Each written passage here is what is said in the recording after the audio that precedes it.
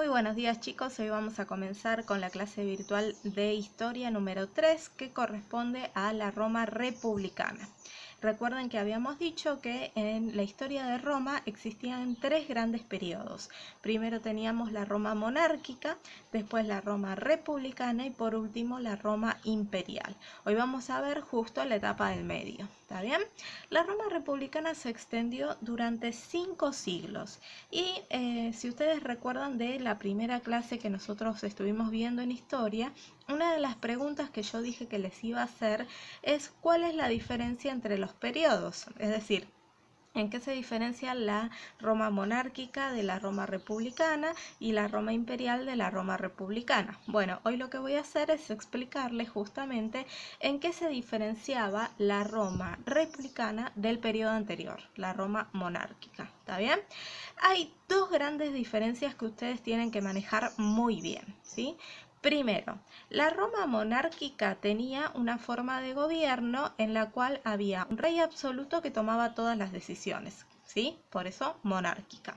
En la Roma republicana cambia la forma de gobierno. Eso quiere decir de que ahora la república primero no tiene concentrado el poder en una persona, sino que el poder está repartido en varias instituciones, que ahora vamos a analizar cada una de ellas, y a su vez implica la república que son los ciudadanos los que toman las decisiones en cuestiones correspondientes a toda la comunidad romana, ¿sí? Hay una segunda diferencia que tiene que ver con la expansión del territorio. La Roma monárquica estaba circunscripta a la ciudad de Roma y sus alrededores, y la Roma republicana se expande muchísimo. Ahora lo vamos a ver en los mapas. Vamos ahora entonces con la primera diferencia. Vamos a hablar sobre la forma de gobierno que tenía la Roma republicana. La Roma republicana, como habíamos dicho, divide su poder entre distintas instituciones. Vamos a ver cada una de las instituciones. Las instituciones grandes son tres, ¿está bien? La primera de ellas es la magistratura. Hay diferentes tipos de magistrados. Nosotros vamos a estudiar primero el más importante, ¿sí? Los dos magistrados más importantes son los cónsules. Los cónsules son aquellas personas que reemplazaron el poder del rey. Se cambia al rey por dos cónsules.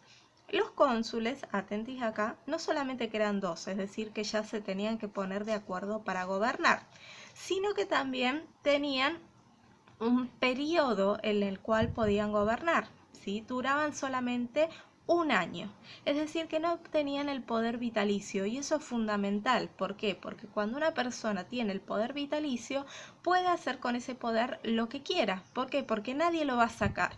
En cambio, acá los cónsules sabían que tenían que hacer las cosas bien porque solamente duraban en su cargo un año y podían a su vez ser sacados de su cargo en caso de que no estuvieran cumpliendo bien sus funciones, ¿sí? ¿Cuáles eran las funciones que tenían estos cónsules? Tenían funciones civiles, militares, judiciales y religiosas, es decir, exactamente igual que el rey. La diferencia estaba que, bueno, eran elegidos por la asamblea, que ya vamos a ver quiénes son, y en épocas donde había algún peligro exterior, es decir, de que los estuvieran atacando, o interior, que hubiera respuestas, los cónsules podían ser sacados de su cargo y podían ser reemplazados por una persona que es el dictador, ¿sí? El dictador era así porque tenía todo el poder concentrado en su persona, pero ¿cuál es la diferencia? Que solamente podía durar en su cargo 6 meses, no podía extenderse más que eso, ¿está bien? Y solo era para situaciones extraordinarias. Ahora bien, los cónsules tenían diferentes consultores, colaboradores, con los cuales sí o sí tenían que gobernar en conjunto. Estos eran tres: los pretores, los censores y los cuestores. Los pretores eran dos magistrados que se ocupaban de administrar la justicia, es decir, que ellos se ocupaban de administrar la justicia ya sea para los ciudadanos romanos como así también para la gente del extranjero, es decir, un cónsul viajaba al territorio que Roma había ocupado, en donde había un determinado problema, y se encargaba de resolver el problema allí, en ese lugar. ¿Está bien? Segunda gran institución, los censores. Los censores eran dentro de todos los que más duraban en su cargo. En cuanto a los magistrados, duraban 5 años. También eran dos, ¿sí? Siempre dos para ponerse de acuerdo, está bien, para que el poder no quede en manos de una sola persona. Y los censores, como la misma palabra lo dice, vienen de la palabra censo, ¿sí? El censo es cuando yo hago el conteo de la población, ¿sí? Viene de acá, de la época romana, lo seguimos manteniendo. Los censores se ocupaban de censar a toda la población a fin de reclutar tropas. En ese momento el reclutamiento de tropas dependía sobre todo de la clase social de la persona. Es decir, si una persona era rica, no se incorporaba a la tropa común, sino que se incorporaba a la caballería. Y a su vez la cuestión económica tenía que ver mucho porque cada una de las personas tenía que sí o sí pagar sus armas. ¿Está bien? No se las daba el Imperio Romano. ¿Está bien? Los censores tenían también un gran poder por el hecho de que elegían quiénes eran personas dignas para ocupar alguna magistratura. Por lo tanto, los censores son una institución fundamental porque están controlando no solamente quiénes ingresan al ejército, quiénes no, sino también quiénes pueden ocupar cargos políticos. Y por último tenemos a los cuestores. Los cuestores se encargan de cuestiones financieras, eran como contadores, ¿sí? Se encargaban de cobrar impuestos, calcular qué gastos íbamos a tener en la guerra y se ocupaban de los gastos que tenía el Estado, por ejemplo, construir puentes, cuánto me salía llevar el ejército al extranjero, cuánto me salía mantener a ese ejército en el extranjero, ¿sí? Si necesitaba algún tipo de infraestructura en el extranjero para mantenerme, todo eso se encargaban los cuestores, ¿sí? Tenemos, además de la magistratura, dos grandes instituciones republicanas más. Una es el Senado, que ya la habíamos visto en la monarquía, y la otra es la Asamblea, que también estaba en la monarquía, ¿sí? Son dos instituciones que se mantienen. El Senado estaba integrado por 300 miembros, pero estos miembros tenían una característica fundamental, que son vitalicios, es decir, que duran de por vida. ¿Está bien? ¿Eso qué quiere decir? Que el Senado, al tener miembros que saben que nadie les va a sacar ese poder, ¿está bien? Nunca van a tener un freno para ese poder, ¿sí? Por eso el Senado es el que básicamente gobierna Roma. ¿Sí? El Senado es la institución más importante de la época republicana. ¿De qué se ocupa el Senado? El Senado se ocupa de cuestiones militares, de política exterior, de cuestiones económicas y de culto público. Es decir, muy parecido a lo que están tratando también los magistrados. Para ser miembro del Senado se tenía que cumplir ciertos requisitos. En primer lugar, se tenía que ser patricio, esto se sigue manteniendo, ¿está bien? Y tienen que haber hecho una carrera política, es decir, previamente tienen que haber ocupado alguna magistratura, ¿está bien? Pasemos ahora a la asamblea. La asamblea son comicios por centurias. ¿Qué es una centuria? Centuria es el ejército dividido en grupos de 100, ¿sí? En compañías de 100 hombres, ¿sí? Esas compañías eran las que votaban. ¿Por quiénes votaban? Votaban por los cónsules y por los magistrados, es decir, por los que están más arriba. Fíjense en el poder impresionante que tiene la asamblea. Ellos son los que eligen a los cónsules, a los pretores, a los censores. Ellos los eligen, ¿está bien? Organizaban la ceremonia en la cual se les daba el poder, se le decía esto darle el imperium, aprobaban leyes, decidían por la guerra y la paz, también decidían en cuestiones judiciales, ¿sí? Como por ejemplo en apelaciones a condena de muerte. ¿Está bien? Fíjense que la asamblea también tiene un poder fundamental en cuanto a la elección. Por eso va a haber mucho movimiento de plata con la asamblea, ¿sí? Porque se tiende a coimearlas a fin de que gane el que ellos querían que gane, ¿sí? Generalmente, ¿quiénes eran los que controlaban la asamblea con plata? El Senado, ¿está bien? Porque eran los patricios y eran los que tenían más plata. Ahora, empieza a surgir en la República un tema que no había pasado hasta la época anterior, que fue el problema de la plebe. ¿sí? Con las conquistas territoriales, el Estado necesita a la plebe más que nunca. ¿Por qué? Porque la plebe es la que integra el ejército, la que verdaderamente pelea. Los patricios van a la caballería, casi no pelean. Y son justamente a la plebe a la que le cobran los impuestos. Por lo tanto, la república necesita que la plebe esté contenta. Y la plebe no estaba contenta. ¿Por qué? Porque la guerra los estaba perjudicando constantemente. No podían cultivar sus tierras, es decir, que no tenían para subsistir. Debían pedir préstamos a los patricios y esto generaba un problema impresionante porque al no poder vender sus propias producciones ni mantenerse, implicaba de que muchas veces caían en la esclavitud por deudas, ¿sí? La esclavitud por deudas implicaba que se convertían en esclavos por tener una deuda con un patricio, ¿sí? Y tampoco podían participar de la vida política porque recordemos, como dijimos en la clase anterior, que no eran ciudadanos. A su vez se mantenía la prohibición de que no se podían casar con ninguna persona que no fuera de su condición, es decir, no se podían casar con los patricios. Por lo tanto, la plebe romana empezó a exigirle cosas al Estado. Como se dan cuenta de que son ellos cada vez más importantes, les empiezan a exigir. ¿Qué les exigen? Rebaja o abolición de algunos impuestos, eliminación de la esclavitud por deudas, reparto de las tierras conquistadas, no entre los patricios, porque siempre se repartían entre los patricios, sino entre todos, ¿está bien? Mayor participación en la política y acceso a cargos. ¿Sí? Ahora, ustedes van a ver en el PowerPoint que yo les he distinguido el año 494 a.C. En ese año, los plebeyos se armaron y organizaron una revuelta que fue una verdadera revolución, fue un cambio en Roma. ¿Por qué?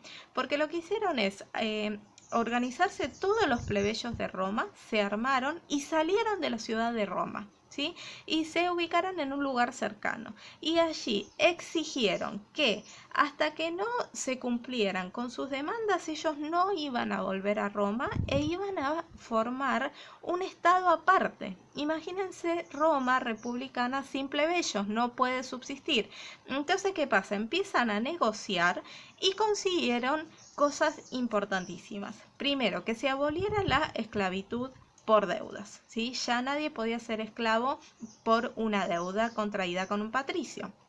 Segundo, que se crearan instituciones que los representaran políticamente. ¿Está bien? Esto es fundamental, porque hasta ese momento nadie hablaba por ellos. Entonces, ¿cuáles van a ser las dos instituciones que van a representarlos? Los tribunos y las asambleas tribales. Los tribunos eran los representantes y los defensores de la plebe.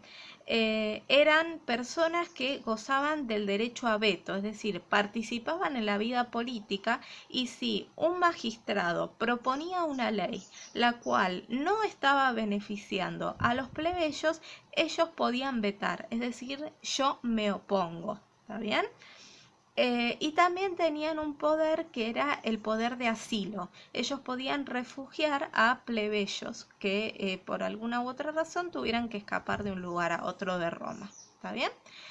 La segunda institución que lograron que se crearan la plebe luego de la revuelta del 494 a.C. fueron las asambleas tribales, que estaban integradas por plebeyos agrupados en tribus. ¿Sí? Esas tribus eran presididas, es decir, eran encabezadas por un tribuno. Al principio, las asambleas tribales lo que realizaban eran sugerencias, ¿sí? Sobre una determinada cuestión que estaba afectando a los plebeyos, pero con el tiempo sus resoluciones llegaron a adquirir el valor equivalente a una ley.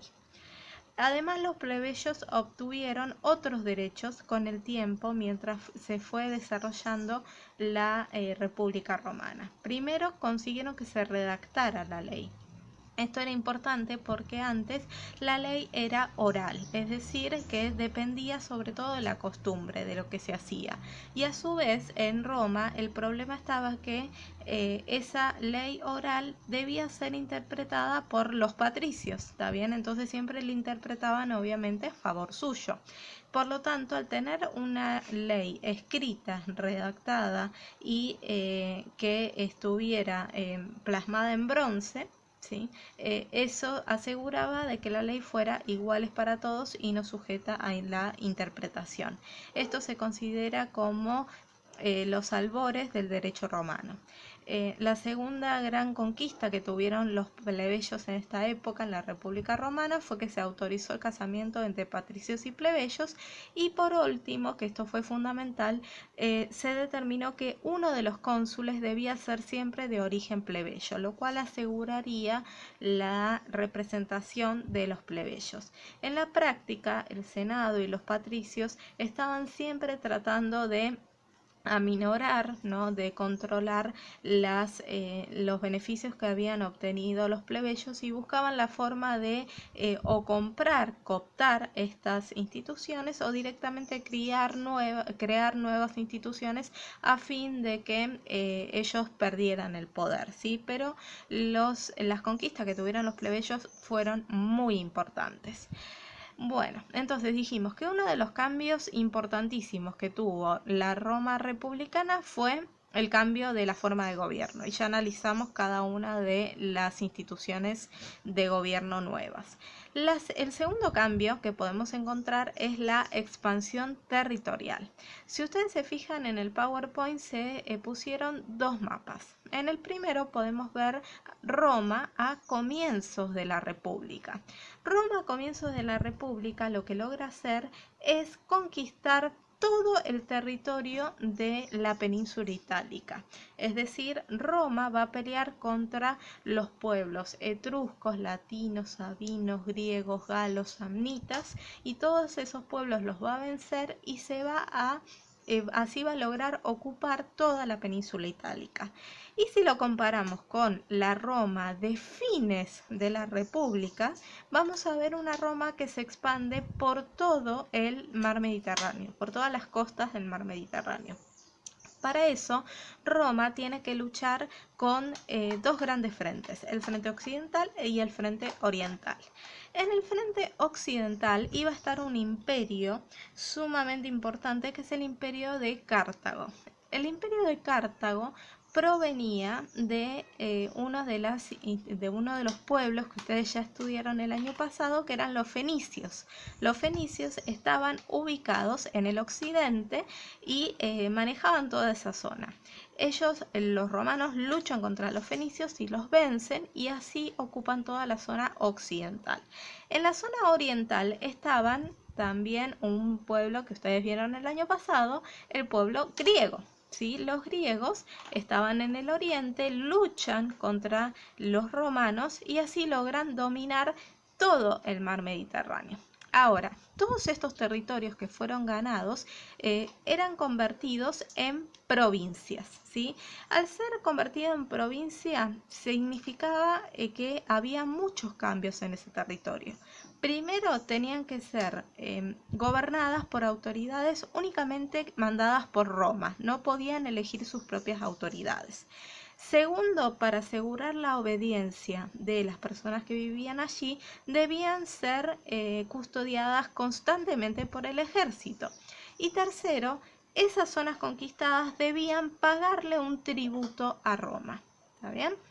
Hasta aquí llegamos con la clase de hoy. Espero que les haya gustado, y cualquier duda me la mandan por mensaje privado. Chao, chicos.